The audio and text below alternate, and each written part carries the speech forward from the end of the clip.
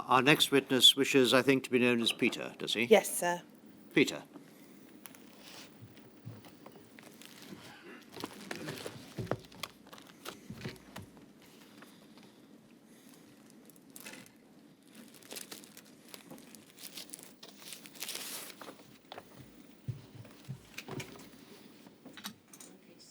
Okay.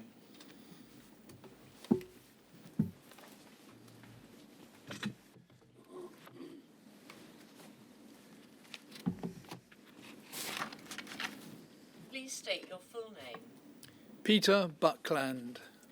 and take the book in your raised hand. Repeat after me.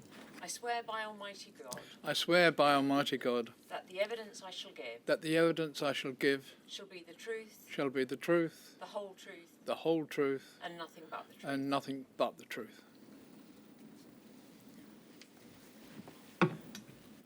Peter, you're here with the support of your wife Eve Yes, to talk about your late son, Mark Adam Buckland. indeed.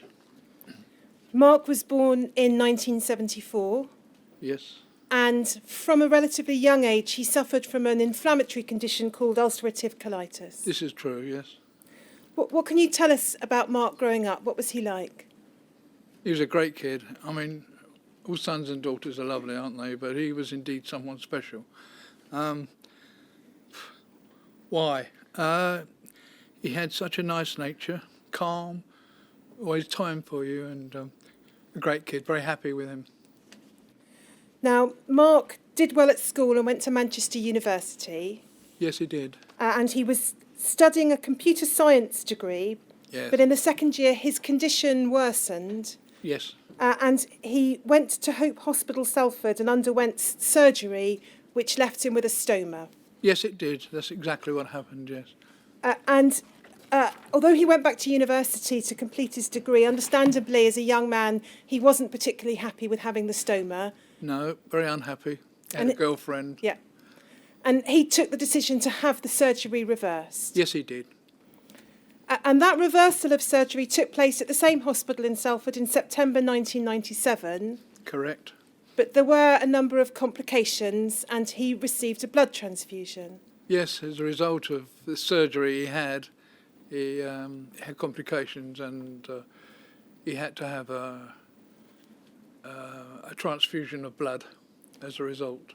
Now, I'm just going to ask for a document to be put up on screen, Peter, and it'll come up in front of you. Okay. Paul, it says 694010, please.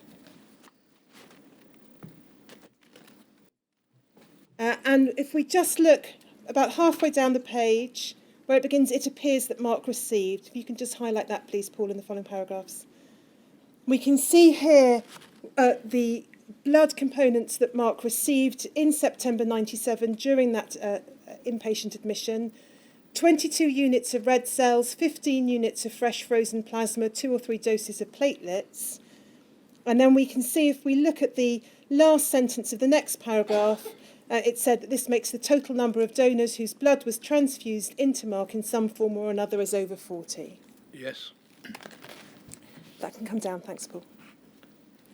Now, you've explained in your statement it took Mark a while to recover from his surgery, but he did, as far as you and he were aware. And Mark then secured a place to do a master's degree in artificial intelligence. Yes, in 2000 he went to Sussex University to gain a degree there, which he did, ultimately. In the meantime, he was toing and froing sometimes in holidays to BT for work, and they were looking to him eventually, if he got a good degree, to work for them. And you've explained he did do well in that degree, and they effectively came knocking at his door asking him to come and work for them. Yes, they wanted him to work, so it's exactly what happened. He ended up in working at Martlesham Heath, the research department. And so he moved to Ipswich Yes. for that job. But you noticed, as a family, he'd noticed over the course of the period to the completion of the degree, he'd been becoming very tired. Very slightly tired. Yes, more than usual, because during his first degree at UMIS, there wasn't that big problem. He had the one problem with the eventual ileostomy, but generally he was getting more just tired now. But you all put it down to the fact that he was working hard. Yes. He was rapidly promoted whilst he was working at BT. Very became quickly promoted to senior research engineer within 2 years. But by 2003, Yeah. Mark had begun to feel that there was something seriously wrong. He was feeling very tired all the time. Yes, he thought he'd had something else. He wasn't sure what it was. He didn't know what it was, but he was getting tired, and he was trying to research himself online what it might be. And he was finding it harder than normal to concentrate. Yeah, he's finding a bit of a strain, yeah. And at some point it was suggested to him by the doctors he'd gone to see that he might have ME, or chronic fatigue syndrome. Yes, CFS was the thing that they thought he might have at this stage, because, yeah. And then there came a time as well, you say in your statement, following a visit Mark made to his sisters, that his sister reported a concern about some kind of change in his personality. He was much more quiet and withdrawn than Yeah, she noticed it. I mean, because he was working and studying in, living in Ipswich now, we didn't see so much of him, obviously, or his sister. So when his sister eventually saw him, he went down to see her, and she noticed this big transience from what he was before, bubbly and full of life, and he used to cycle around the Pennines a lot, for instance, become quite lethargic, and she was unsure, like him, exactly what it was. She thought it may be CFS and agree with him, but he wasn't getting anywhere with the CFS studies or research, and he didn't know, of course, what was wrong with him. Now, in early January 2004, Mark received a letter from the Health Protection Agency. Yes. We don't have a copy of the letter, but we've got a summary and a quote from it in a document that was produced by the coroner, who subsequently held an inquest into Mark's death. So could we have on screen, please, Paul, 694008.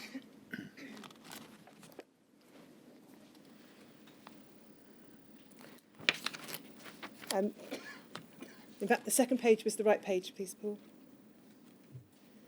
And if we just look at the first paragraph, the last 6 lines of the first paragraph, it says, Mark Buckland was not informed that he may have received blood that carried the risk of infection until he received a letter dated the 31st of December 2003 from the Health Protection Agency in early January 2004. The letter includes the following paragraph: as part of a national programme of blood recipient screening, you've been identified as having received a significant volume of blood transfusions that may carry a theoretical risk of infection.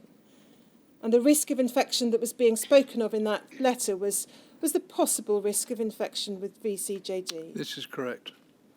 Now that was January 2004, but your understanding from everything you learnt subsequently, and indeed the inquest into Mark's death, is that the Blood Service and or Department of Health had been informed in August 2000, so over 3.5 years before, that a blood donor who'd subsequently developed VCJD had died. Yes.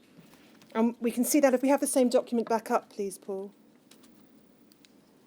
First paragraph again, and this is still taken from the coroner's summing up at the inquest, third line down.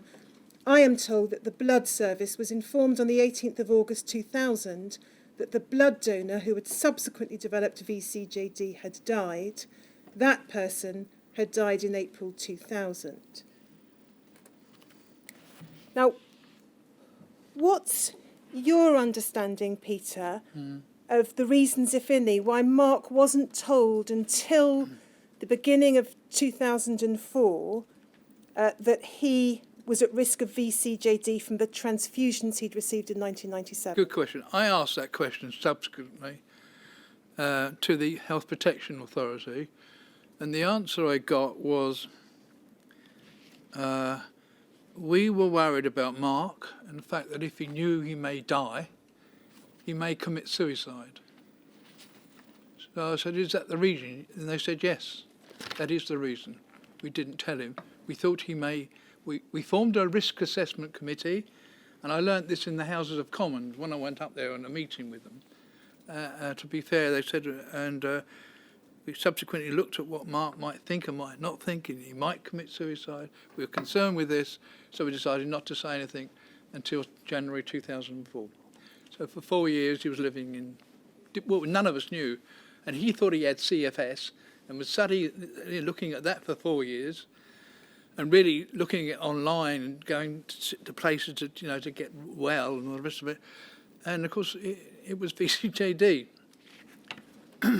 And you've said in your statement why you think that withholding of that information from Mark was wrong. You've said they didn't consider that had he been told, he could have lived his short life to the full. Well, there were two things, basically. He could have, certainly he would have, he was a free-thinking guy, very intelligent. He would have thought to himself, okay, well, if this is the case, and I don't know, but if this is the case, I'll make sure I live a full life. I would have told him to do that, instructed him. I'm sure he'd have thought the same. At least he would have known the truth. So he'd got 4 years to live, and he didn't know. And I did mention this at the time, but whether or not this would have worked. But there was a drug on the market. You see,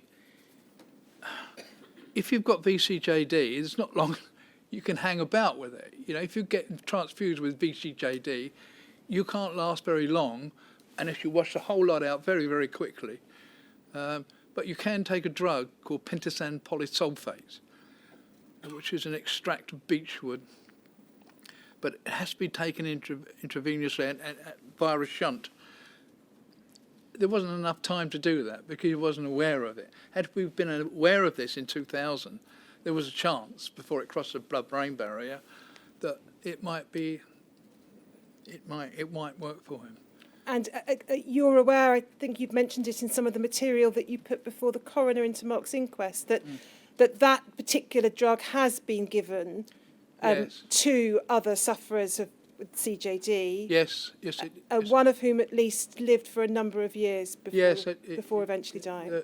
There was a poor boy in Ireland that eventually died of VCJD, but he remained alive for a number of years on this particular drug, pentosan polysulfate. All right, so it wouldn't have lasted forever, but at least it would have lasted longer than it did off it, Now, I'm in relation to my next question, Peter, I'm going to ask you not to mention any names. Yes, okay? I won't mention any names. Because there are risks in relation to third-party confidential information of others. But Fine.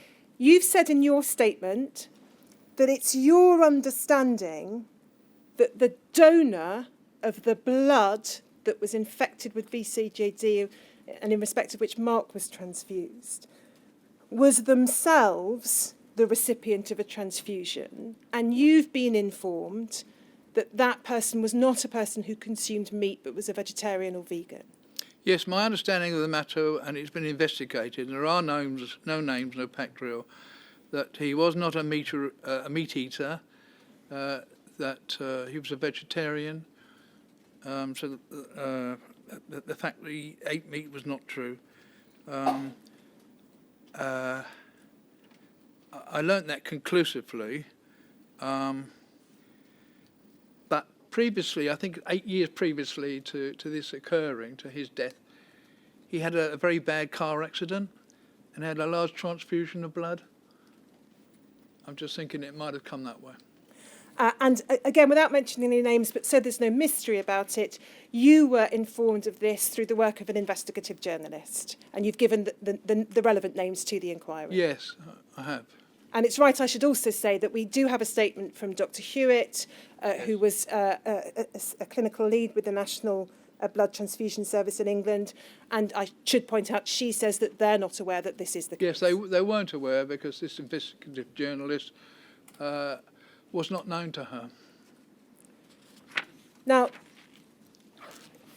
Mark, having received that letter in January 2004, it seems again from the material that we have from the inquest that in January 2004, Mark was seen by a neurologist, Dr. Rowe. Yes. And there was a discussion with Mark about the implications of the risks of VCJD. But nonetheless, the view seemed to be still at that stage that Mark's symptoms may be attributable to chronic fatigue syndrome rather than the development of VCJD. Yeah, yeah. One of the problems with Mark's prognosis and the way he was dealt with by the clinical lead, which was Dr. Rowe at the time, WROE, in Ipswich, was he wasn't with Mark for long enough, because although he said to Mark, you've disappeared off my radar screen. In fact, it was Dr. Rowe who moved off of Mark's radar screen by leaving the Ipswich Neurological Hospital and joining Professor Collins in the Prion Clinic in Queen Square. So he eventually left Mark, abandoned him, gone, and left him to his GP. No neurologist present. So Mark had no neurologist at that time when Dr. Rowe left and joined the Prion Clinic in Queen Square, because Mark didn't know he was VCJD. And again, I'm going to ask to have up on screen the coroner's summing up, 694008. And if we can go back to the bottom of page 2, please, Paul. Well, in fact, let's just pick it up the middle of page 2, the paragraph above. So we see the coroner there recording that he'd been told during the course of the inquest that the delay between 2000 and 2003 resulted from a decision and advice given by the CJD incidents panel that possibly affected individuals shouldn't be informed. And then if we pick up the next paragraph, please. And the coroner had evidence from Dr. Rowe, didn't he, at Mark's inquest. And so this is really taken from the evidence of Dr. Rowe. Mr. Buckland, that's your son, Mark, was invited to meet Dr. Stephen Rowe at his local hospital in Ipswich on the 1st of January 2004 and did so. Prior to this, Mr. Buckland had been seen in the gastroenterology department at Ipswich Hospital in November 2003. He was then complaining of poor concentration, lethargy and headaches following suspected flu in May 2003. In fact, Mr. Buckland was off work from May 2003. When Mr. Buckland met Dr. Rowe on the 5th of January 2004, he told him that he'd been well until May 2003, when he had the flu-like illness with sore throat and fogging in the head. Although these symptoms resolved over 2 to 3 weeks, he then had difficulty concentrating with excessive fatigue on exertion. At that time, January 2004, Dr. Rowe discussed with Mr. Buckland the implications of the risks of VCJD after transfusion, if we can have the next page, but advised, and then I think there's a word missing there, that the predominantly cognitive rather than psychiatric symptoms and some recent improvement with no other signs would not be typical of a spongiform encephalopathy. Subsequent investigations, including an EEG and MRI scan, were reported as normal. Dr. Rowe had contacted the National CJD surveillance team in Edinburgh and was advised no further action should be taken. And then we can see from January 2004, Mr. Buckland was treated for chronic fatigue syndrome. Yep.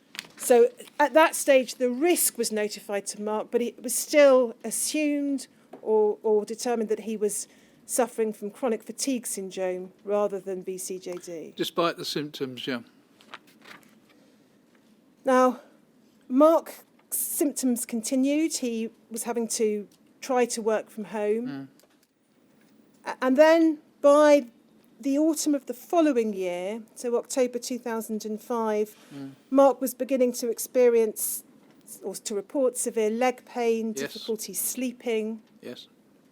And he was referred back to the National Prion Clinic, or he was referred to the National Prion Clinic, in fact, in London, and seen by Dr. Rowe, who, as you've explained, had transferred from Suffolk to the National Prion Clinic on the 5th of December 2005.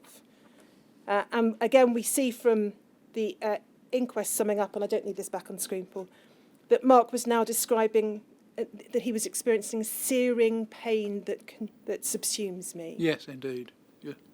And at that point, it was concluded that he indeed probably or almost certainly had VCJD.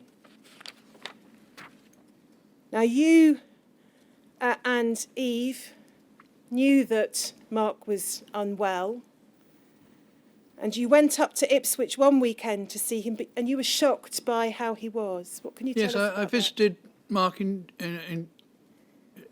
was January 2006, I think, early January 2006. And I was shocked at his appearance because I hadn't seen him for a little while. and I knew he wasn't very well. But when I actually managed to ring him from outside the house, he lived in an old disused rectory. It's a lovely place right in the middle of the country. And I drove up and I rang the bell and tapped the door, and I think he'd left it unlocked. I managed to go. And I actually saw him from the bottom of the stairs. He was living in a flat. He had something called the VCJD stare. In other words, his pupils had become dilated. He was looking like that, really strange. And I knew there was something immediately wrong. And he'd completely altered.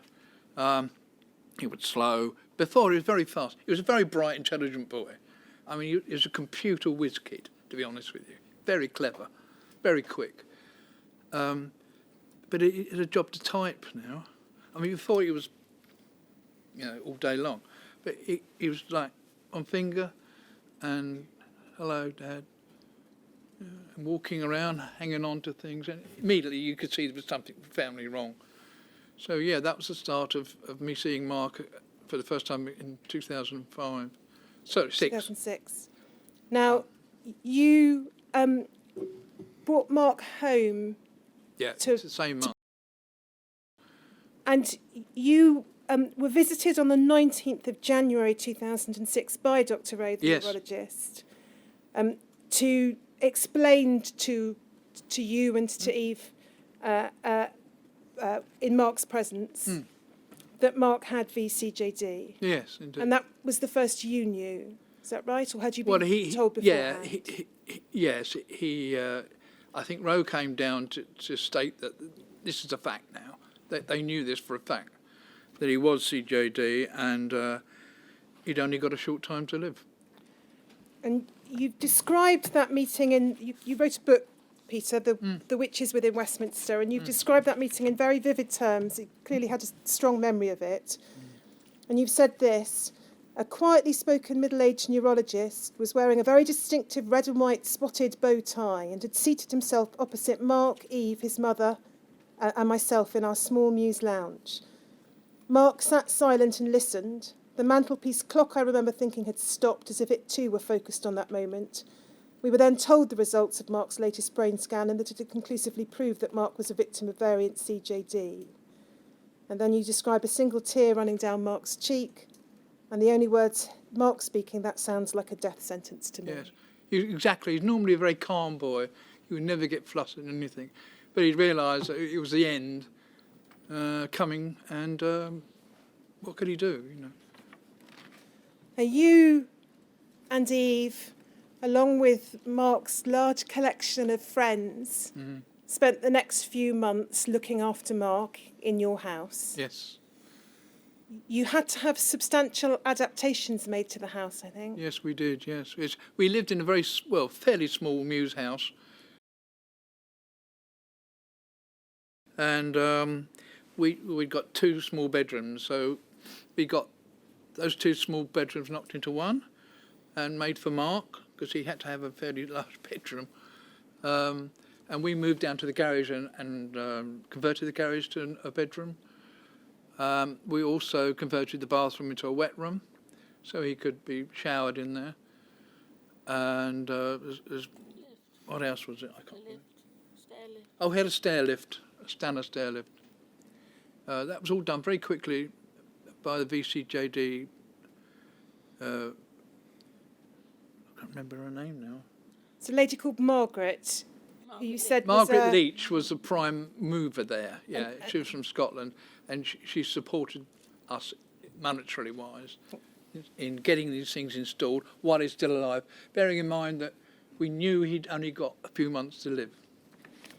And Mark received assistance from nurses coming in as time went on. Absolutely, yeah. The VCJD Foundation, via Margaret Leach mainly, was such a boost and an asset to us. We couldn't have survived without them, because every week was like a year, it went by so fast, and we knew Mark wouldn't last much more than May or June. And Mark came under the care of Professor Collins at the Prion Unit in Queen Square in London. Yes, he did. And over the following weeks and months, he had a number of appointments there. Yes. And he participated in the clinical trial of a drug, Yes, he did. quinacrine. Quinacrine was a derivative of quinine, and it served a purpose, although it was never going to save him. It was the only thing that the government could say that they would administer to him. They wouldn't use other drugs that were too powerful or frowned upon. But quinacrine was a drug they'd used before, and I think it does what it does. It lifts the person, but it doesn't do much for their liver, but it helps them momentarily. So for a few weeks he was slightly better. So we got Collins to thank that for. How, over the months between January when he came back to live with you and May 2006, how did his condition deteriorate? Very rapidly, almost daily. First of all, when he first came to the house in January, he could walk up and down the stairs. Great. Within 2 or 3 weeks, he was sliding down on his bum. He couldn't walk down the stairs or up the stairs. So he had the standard lift fitted. That was an amazing thing. So he could go up and down easily. The garage was converted, as I just mentioned. The bathroom and the bedroom. So everything was sorted out for him because to maximise his lifespan comfortably where we were. And his vision started suffering? Yes. Everything about it. He was in this searing pain. If you saw him go to bed every night, he would constantly moving about all the time. He was asleep, but he was moving. And so we had to have night carers come in, and I installed a TV with a camera. So if there was no night carer there, I could see him downstairs in the garage all the time, and usually didn't go to sleep or go to bed. So I'd stay down in the. We were on 3 floors. The top floor had the bedrooms. Then it was the next floor was the lounge and kitchen, and the bottom level was the garage. So I was mainly on the middle if there was no night carer. But we got more and more night carers as time went on. And Mark's memory started to suffer as well. Yeah, I mean it's ridiculous. If you knew what he was like, he was such a bright. Everything he'd done was bang on. I mean, he's a great guitarist. He was a great photographer. He great cyclist. He's done everything to the maximum. A good mathematician, brilliant on computers, good at dungeons and whatever it was. Dragons. Yeah. He's a whiz kid. To see him come from that, and then see him falling over with the brain problem he had. When the prion started to misform, it rapidly happened. He went downhill quickly. Yeah. He started going on respite visits to Martlett's Hospice. Yes, he did. Yes. And you've put it this way in your witness statement, Peter. I'm just going to read a passage from it. Sure. He would wave to us from the van where he was going to and from Martlett's Hospice, like a little boy going to school. Yep. He had bed sores towards the end, and he was like a little boy and an old man, all at the same time. Yes, he was. You celebrated Mark's birthday. Yep. In March 2006. Correct. You knew it was likely to be the last. Yeah.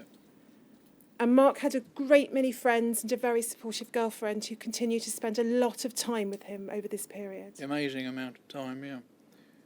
And then you arranged a particular trip to the Savoy in London. Can you tell us about that? Yes, we went up, I think it was March, wasn't it? Mark's birthday. Yeah, Mark's birthday, which was the 28th. We arranged, we hoped a memorable trip for him. We knew the days were numbered. So we had 3 days at the Savoy and some friends and relations up there and family.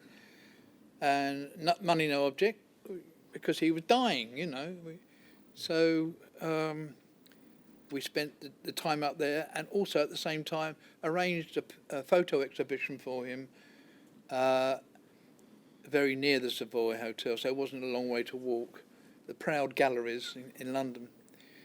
So he had a couple of days up there, one open for the public and one not. And that was an exhibition of Mark's photos Yes. that he'd taken. He was in a wheelchair. Yeah, he was in a wheelchair. He was quite happy pushing himself around the exhibition, talking to his friends. Everyone was there.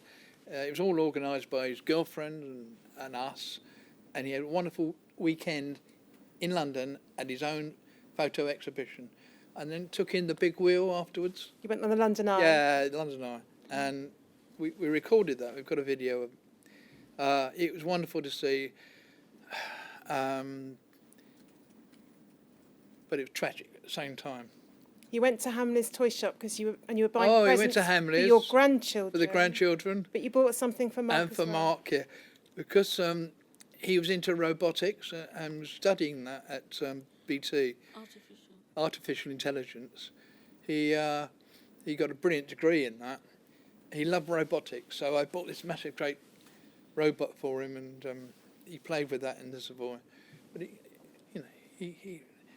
he was limited to now just sitting down mostly, and but still managing a conversation when he was fresh.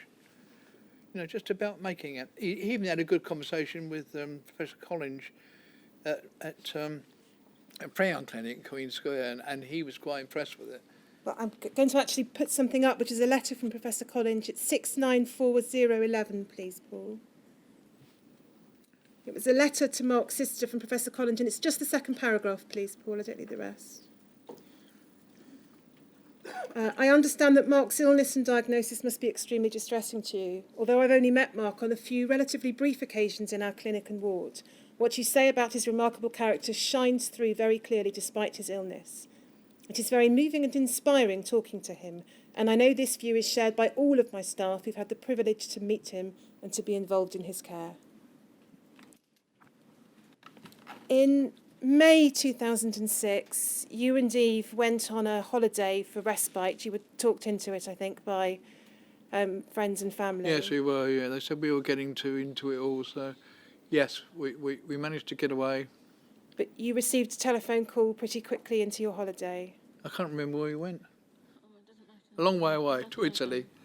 And we had a phone call halfway through the holiday saying, from Martlet's. No, it wasn't from Luke, Mark's friend. Oh, from Luke, sorry, from Mark's friend. He was at Martlet's hospice while we were on holiday, saying that he was very ill and Come home quick. Come quick, yeah. So we jumped on a plane, come straight home.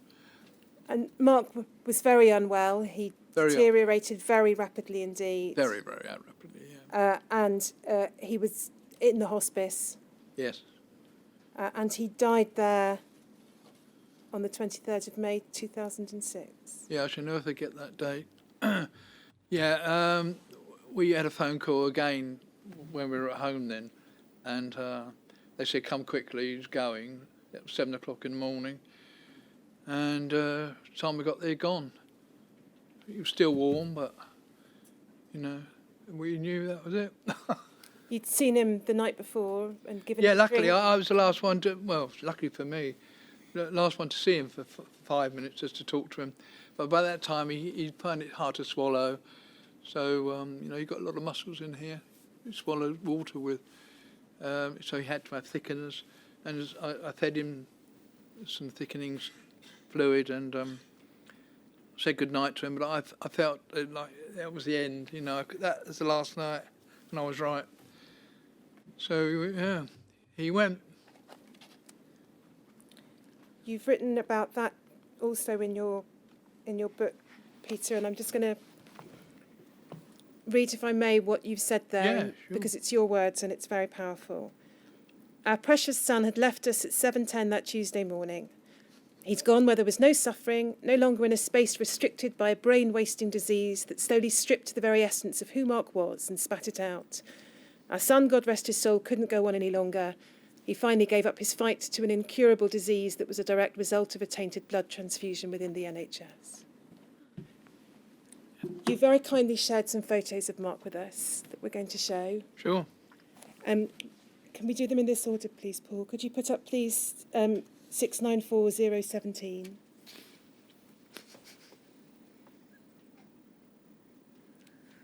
Mark is a teenager with his camera. Yep. And then 694016, please. Mark is a young adult. And then 694014. And this was when Mark had become unwell. That was the last picture I ever took of him, yeah. That was at home. Thumbs up, mate. You felt all right. Although he wasn't well. And you've also provided a picture of Mark's headstone, Yes. 694015. Yes, indeed, yeah.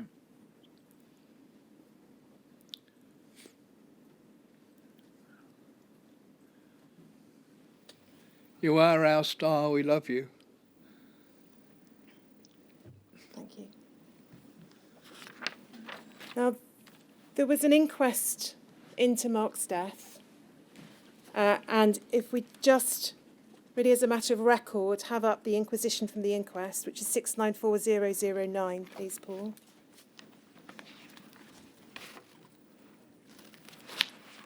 We see there the verdict. Yeah. Just further down, please, Paul. The bold print. Mark Adam Buckland died as a result of infection with variant CJD from prion agent transmitted to him by transfusion of variant CJD infected blood in surgery in September 1997. Yep. And following the inquest, the coroner wrote to the Secretary of State for Health, and I'm going to ask for that letter to be displayed at 694002.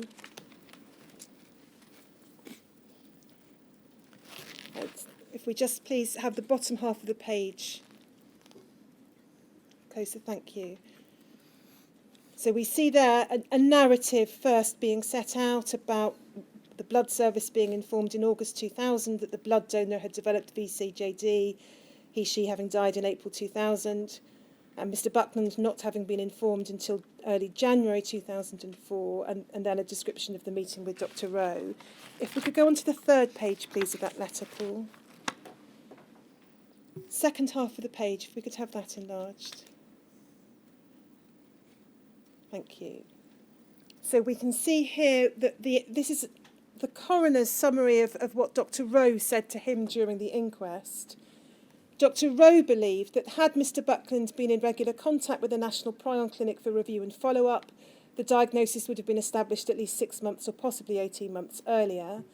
Although that would not have allowed him a cure, it would have enabled earlier entry onto the experimental trial of quinacrine that in his case was not commenced until January 2006. And further, it would have allowed him and his family and friends to come to terms with what had happened to him rather than struggle with the diagnosis of chronic fatigue syndrome. Dr. Rowe contended that as soon as the National Blood Service and the Department of Health became aware in 2000 that Mr. Buckland had received blood from a donor who developed VCJD, the National Prion Clinic should have been informed and asked to contact Mr. Buckland and his GP directly with a view to offering expert assessment and advice on management options. That is a view with which I, that's the coroner, found myself in agreement. In my judgment, patients should have the opportunity of receiving appropriate assessments, advice and treatment if they wish, and be enabled to deal with a possible future, doing what they may wish to do and helping their families come to terms with the future as well. A cure may at some stage become possible, and it's only right that potential victims of the disease should know at the earliest possible stage so that appropriate treatment can be offered. And then if we go over the page, please, Paul. And if we have the second paragraph, please. At the hearing, I indicated that I would write to your department, that's the Department of Health, expressing my concern that Mr. Buckland had not been told of the risks that he faced at the earliest possible stage. That is the purpose of this letter. I trust that the procedures that have been adopted in the past will now be reviewed, and that other persons who may be at risk will be fully informed as soon as there is knowledge that risk has arisen, with advice to both him or her and their GP of the appropriate steps to take, including, I would suggest, reference to the National Prion Clinic for assessment. So that's the letter the coroner wrote to the Secretary of State. And then we have the response of the Minister at 694004.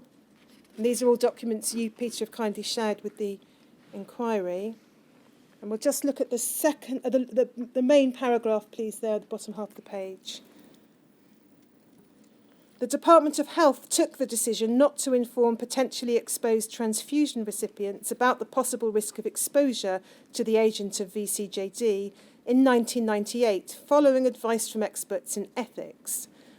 The level of risk of transmission through blood transfusion was uncertain, and the department commissioned Det Norsk Veritas to undertake a risk assessment to evaluate the overall risk to patient groups, which was published in 1999, revised in 2003. The decision was particularly difficult as certain experts thought transmission via blood was unlikely, no test or treatment was available, and the incubation period was unknown but could be decades long. To date, there is still no test or treatment, and the incubation period is still unknown. In addition, the early symptoms of disease are the same as for many common and treatable illnesses. Thus, telling people of a potential exposure may result in a lifelong worry that every minor depression or episode of clumsiness is the first sign of impending VCJD. As a result, telling healthy transfusion recipients that they may have been exposed to VCJD agent as a result of their treatment could also undoubtedly do harm. Just pausing there, Peter. That was the explanation that was provided by the Minister in response to the coroner's letter. Is that an explanation that you accept or agree with? I don't accept it. I was told the same thing. I mean, I rang the HPA up, and they said virtually the same. But they knew about bloods, had known about death to VCJD through bloods as early as the 1990s. I mean, the Australians had proved it. Lots of other people had proved it. BSE was proved by it, by all 5 million cattle being wiped out because they're born to cows, calves die. It's through the blood. So everyone knew that Bob was a carrier and a way of carrying this forward. I didn't accept their excuse. And it remains your view, recorded in your witness statement, that Mark should have been told earlier? Yes, if for whatever reason, if they couldn't have saved him, that's fine. But he would have had another few years living a full life. If I was told, for instance, that I might die, there's a possibility that I might die within a few years, I'd have the time of my life. Yeah, I'd do all those things on my bucket list. He unfortunately didn't and couldn't, because he was becoming more ill by the day. But he had a chance, a few years, to get sorted out. I think seriously it's wrong because he's dead now and he can't do anything. You know. And we'll just, for the sake of completeness, go over the page where the letter explains, and it's the first 3 paragraphs, please, Paul. The situation, I won't read all of it, but the situation's now different. The results of experiments in animals have indicated that transmission by transfusion can occur. Furthermore, there's been a general shift in attitudes towards patients' rights to information. In the summer of 2000, the Department of Health established the CJD Incidents Panel, and then it goes on to set out their consideration, a consultation, consideration in the next paragraph by the 4 chief medical officers for England and the devolved administrations. And then it says this: while the necessary support mechanisms were being put in place, the first case of VCJD transmission via blood transfusion was confirmed in December 2003. The department acted as quickly as possible to ensure that all similar recipients were contacted and given the information and support needed. In future, all such patients will be contacted as soon as they've been traced. Yes. You've also drawn the inquiry's attention to an article in the Lancet, or a study in the Lancet that was published in 2006. I'll just briefly put that up on screen. It's 694007, please, Paul. And we can see it was authored by, amongst others, Dr. Rowe and Professor Collinge. And then if we just look halfway down the page at interpretation, This case of transfusion-associated VCJD, This was and that's Mark. Mark, Yeah. identified ante-mortem before his death, is the third instance from a group of 23 known recipients who survived at least 5 years after receiving a transfusion from donors who subsequently developed VCJD. The risk to the remaining recipients of such transfusions is probably high, and these patients should be offered specialist follow-up and investigation. And then, if we just turn, please, onto the next page, we see under the heading Results in the bottom right-hand column the reference to a 35-year-old male patient. That's Mark. And there's a fairly detailed account there and over the page of Mark's deterioration over the period that we've just been discussing and his ultimate death. Yes. That can come down, thank you. Thank you. Peter, Mark, as you've already mentioned, received financial assistance from a VCJD fund Yes. located in Scotland. And as well as the adaptations that were put in place, as I understand it from your witness statement, very quickly, though that financial assistance enabled Mark to be taken to and from hospital in London, it enabled Mark to have a holiday. Yes, it did. Indeed, and it paid for the headstone that we've seen. Yes. And you, whatever else has happened, are grateful for and praise the assistance you received from the nurse based there, Margaret Leitch, who helped you and Mark access this assistance. Absolutely. Can I just ask a little about the impact of the events that you've been describing on you and on Eve? Your wife gave up work to help look after Mark. Yes. You were working at the time in a school. Yes, I was caretaker. And you had to retire early because you couldn't I couldn't face carry being- on longer. Yeah, I broke down virtually. I retired at 62. Eve had to retire. We were both affected. Couldn't retire because of the boys there. Reminded you of Mark. That's why you couldn't. Yeah, because it had all been transformed, you know, we were constantly reminded of what happened.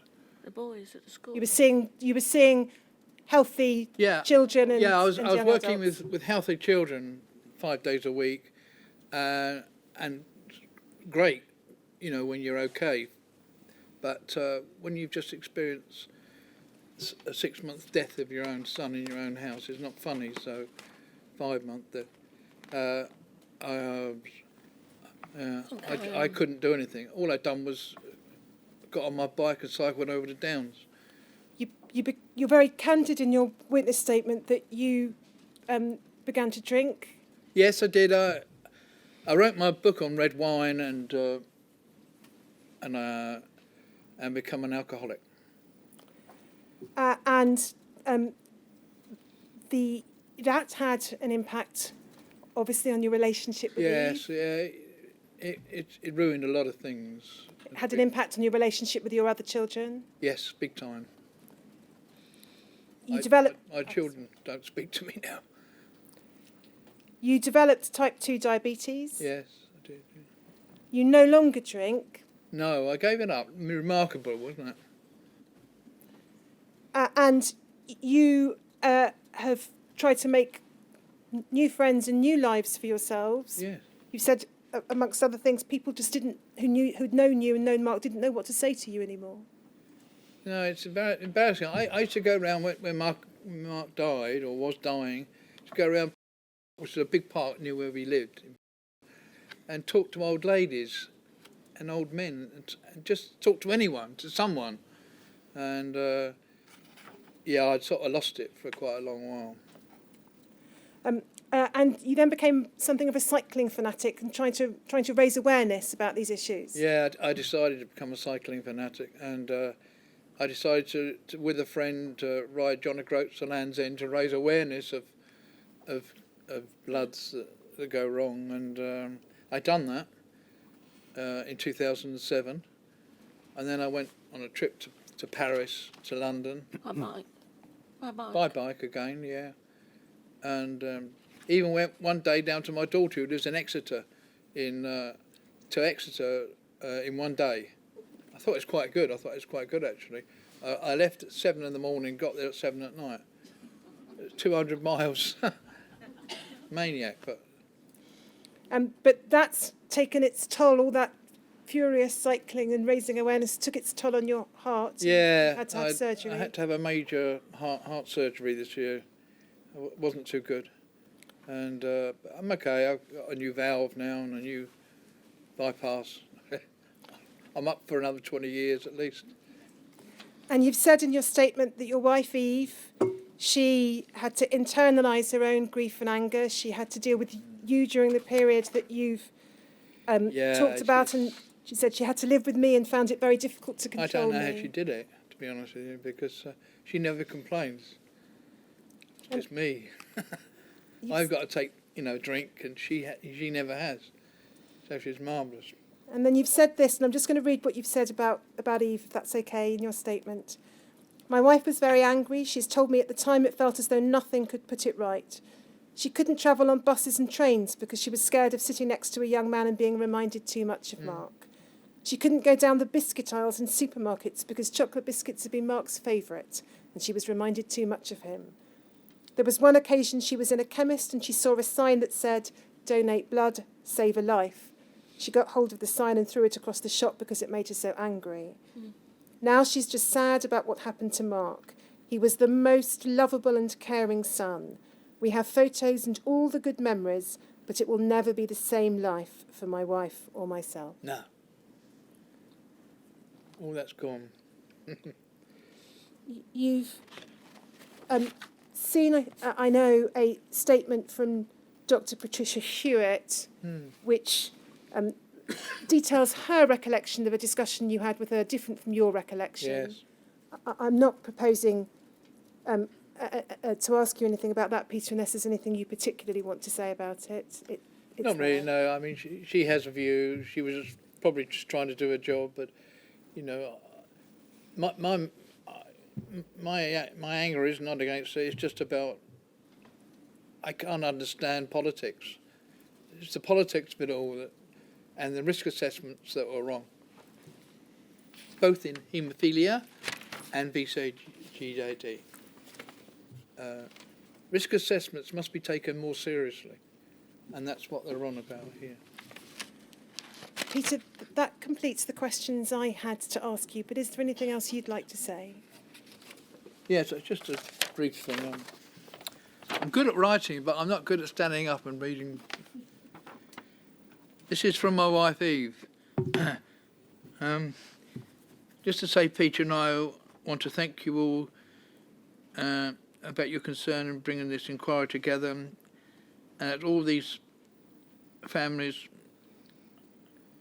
must be very upset. And thank you for hearing us. And the best thing I would like to say is that we both know that our Mark would be proud of us for whatever we are doing, knowing it won't bring him back, but telling the world that it can't happen again, hopefully. Thank you, Peter, and for telling us all about Mark. Thank you. Sir, do you have any questions? No, I don't. You've thanked us for hearing you. It is us who should be thanking you for answering the call to come and give evidence. Pleasure. Thank you, and thank you, Eve, for supporting. It's okay. As You're you very have. welcome. Thank you. Thank you. Good luck to everybody.